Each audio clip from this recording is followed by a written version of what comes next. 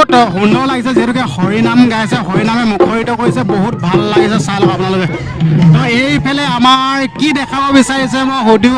বিচাৰিছোঁ তোমাৰ নামটো